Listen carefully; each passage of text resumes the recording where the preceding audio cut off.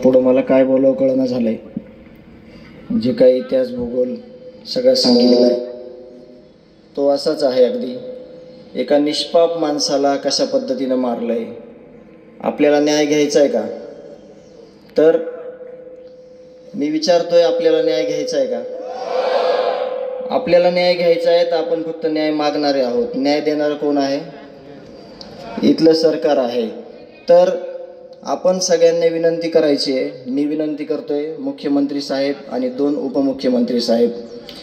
मी खरं तर आज वेगळं बोलणार होतो, पण आता मला महत्त्वाचं कळलंय की इथं बऱ्याचशा लोकांना ही गोष्ट माहीत नाही की तिथं बीड जिल्ह्यात नेमकं घडलंय काय, तिथली कायदा व सुव्यवस्था नेमकी आहे काय, आणि याचं कारण आहे काय हे आपल्याला कुणालाच माहीत नाही.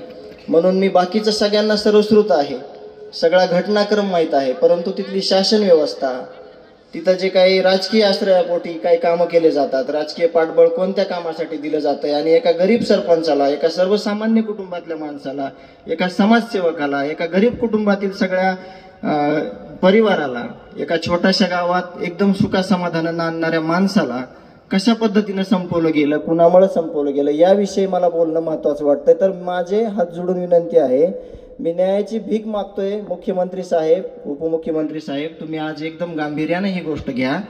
28 मे 2024 ला ही पहिली घटनेची सुरुवात झाली. एका उच्चपदस्थ व्यक्तींना, आवादा कंपनीच्या दोन्ही मॅनेजर आणि स्टोर इन्चार्जला अपहरण करून याच लोकांनी एका काळ्या कलरच्या स्कॉर्पिओ गाडीमध्ये घेऊन गेले आणि अपहरण करून त्यांना जे काही त्यांची काही मागणी असेल ती मागणी पुढं झाली का नाही माहीत नाही, परंतु या गोष्टीची दखल घेऊन त्या कंपनीनं 29 मेला यांच्यावर FIR दाखल केला. परंतु त्याच्यात ज्या दोघांनी अपहरण केलं होतं एकाच व्यक्तीचं त्याच्यात स्पष्ट नाव आहे आणि एक इतर आरोपी आहे, त्याचा कुठंही तपास झाला नाही. म्हणजे आरोपीला कळून चुकलं की आपलं काहीही होत नाही. त्याच अनुषंगाने पुढं ज्या कार्यालयात याच्यातला जो सूत्रधार आहे वाल्मिक कराड, पहिल्यांदा नाव घ्यायलो मी, ज्या सूत्रधाराने जे काही खाली आदेश दिले, जे काही खाली सूचना दिल्या काय करायचंय ते, त्या सूचनेप्रमाणे या सगळ्या लोकांनी हे जे काही 29 नोव्हेंबरला जे काही खंडणी मागण्यासाठी हे गेले, खंडणी मागितली, तरी देखील तिथं काय झालं, कुठलाही गुन्हा रजिस्टर झाला नाही. हे सगळे लोक पोलीस स्टेशनला गेले पण तिथं कुठलाही गुन्हा झाला नाही. आज मला हे म्हणायचं आहे की जर जिथल्या तिथं सगळे गुन्हे नोंद केले असते तर पुढच्या घटना झाल्या नसत्या. एवढ्यावर हे लोक थांबले नाहीत. 6 डिसेंबरला महापरिनिर्वाण दिन होता. त्या दिवशी हे परत लोक, या टोळीतले हे 8 जण हे परत आवादा कंपनीवर आले. परत एका दलित बांधवाला अमानुषपणे मारहाण चालू केली. तो किंचाळत होता, तो लाठ्याने मार खात होता. म्हणून गावातल्या एका व्यक्तीने फोन केला संतोष अण्णा देशमुख यांना की अशी इथं घटना घडली आहे, इथं या. तो सोडवायला गेला. भांडण सोडवताना ह्याला मारलं. गावातल्या लोकांनी त्या आरोपींना म्हणजे हातापाई झाली. तो अशोक सोने नावाचा दलित बांधव हा दुपारी 1 वाजेपासून ते 10:30 वाजेपर्यंत पोलीस स्टेशनमध्ये भीक मागत होता की माझा FIR घ्या, माझी म्हणजे माझा जी काय मला शिकायत करायची आहे, जे काय मला FIR द्यायचं आहे ते घ्या. आता घेतली नाही. का घेतली नाही तर यांना हे राजकीय पाठबळ मिळालं होतं. ह्या जे 1 नंबरचा आरोपी आहे, बीड जिल्ह्यात अशी गोष्ट आहे की आरोपी सांगल त्याच्यावर FIR होणार, आणि आरोपी ज्याच्यावर नाही सांगल, म्हणजे ज्या गोष्टी आरोपी सांगल त्या गोष्टी या आमच्या बीड जिल्ह्यामध्ये आत्तापर्यंत होत होत्या. मुख्यमंत्री साहेबांनी जे कर्तव्यदक्ष कावत साहेब आहेत त्यांची नेमणूक केली, परंतु खालची लोक अजून तसेच आहेत. ते अॅट्रॉसिटी घेतली असती तरी देखील हा गुन्हा घडला नसता. आणि संतोषांना तिथे गेले म्हणून वरून आदेश आला. वरून आदेश काय स्वतः दिला नाही, यांना राजकीय पाठबळ आहे.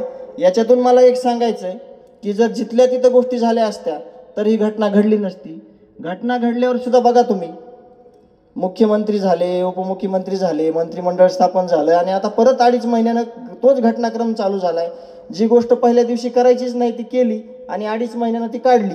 त्याच्यामुळं समजून घ्या मला काय म्हणायचे ते राज्यकर्ते सगळे, जे काही उपमुख्यमंत्री आहेत, मुख्यमंत्री आहेत, की आत्ता तरी सगळ्या गोष्टी जिथल्या तिथं करा जेणेकरून आमच्या बीड जिल्ह्याला न्याय भेटेल आणि आम्ही कुठंतरी तिथं सुखासमाधानानं जे काही राहिलेलं आयुष्य आज देखील सगळं वातावरण भीतीयुक्त आहे, खूप भयानक पद्धतीनं तिथं आहे आणि आम्ही कुठपर्यंत लढणार आहोत.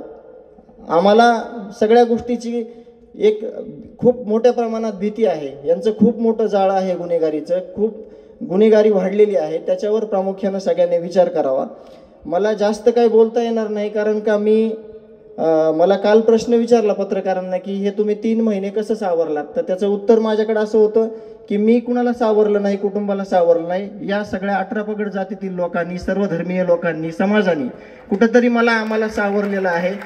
म्हणून आम्हाला कुठंतरी लढायची, न्याय मागण्याची हिंमत होत आहे. तसेच तुम्ही आमच्यासोबत कायमस्वरूपी राहा. आमच्याकडून कुठलीही गोष्ट चुकणार नाही, आपणही चुकणार नाहीत.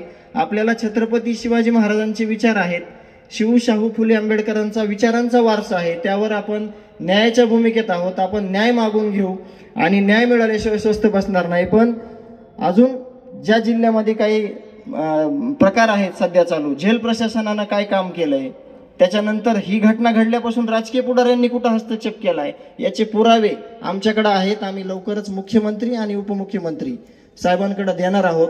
ज्या गोष्टीचा हस्तक्षेप या प्रकरणात होत आहे, उपमुख्यमंत्री साहेब त्या गोष्टी तुम्ही काढून टाका. तुमचं काही नुकसान होणार नाही, ह्याची शाश्वती मी तुमच्या सगळ्यांच्या वतीनं देतो. तुम्ही सगळ्या ज्या घाणेरड्या गोष्टी आहेत त्या काढून टाका. तुमचं काही नुकसान होणार नाही याची मी खात्री तुमच्या सगळ्यांच्या वतीनं देतो आणि थांबतो.